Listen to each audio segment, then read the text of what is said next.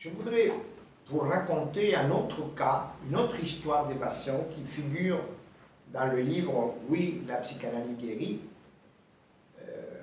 Et ce cas, c'est le cas d'un bébé qui s'appelait Clara. L'histoire est la suivante. Une mère vient avec son bébé en me disant « Docteur, j'ai consulté de nombreux pédiatres et rien à faire.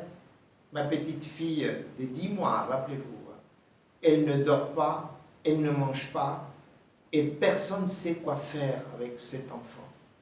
Je suis désespéré, docteur. Elle ne dort pas, à peine 3 heures par jour. »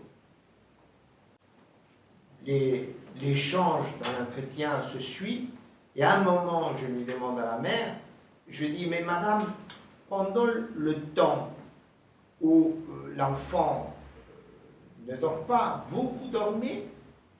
Et alors la mère me dit « Mais non, docteur, comment voulez-vous que je dorme si elle ne dort pas ?»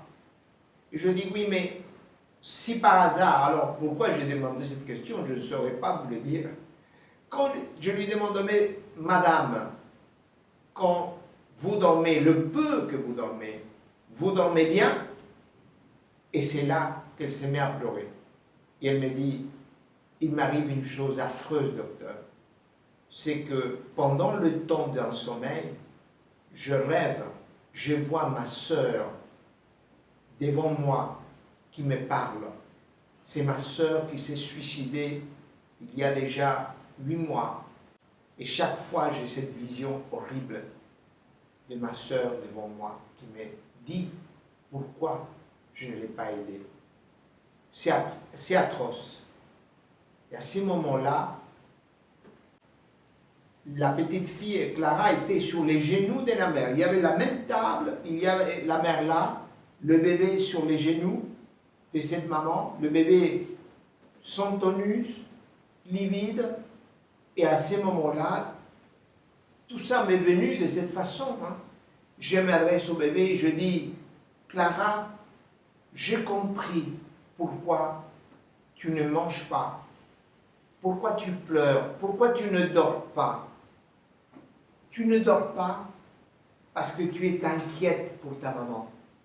Eh bien, Clara, je te promets, à partir de maintenant, c'est moi qui va s'occuper du chagrin de ta mère.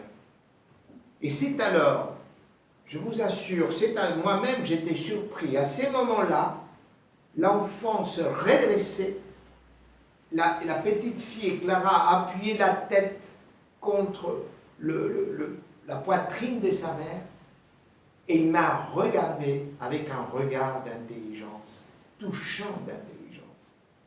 J'étais, je vous assure, j'étais moi-même pris par cette situation-là, par ces moments.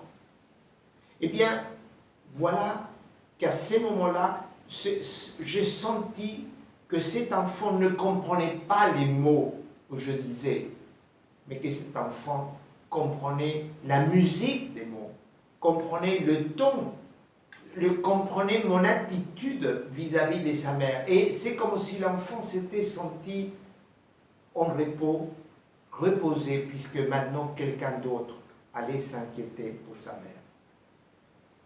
Vous imaginez bien, au bout de la prochaine séance, quand ils sont arrivés, et le petit enfant, Clara, n'avait plus, il avait dormi, il avait repris la nourriture, c'était un autre enfant. Voilà un exemple, parmi d'autres, de comment un psychanalyste guérit ses patients.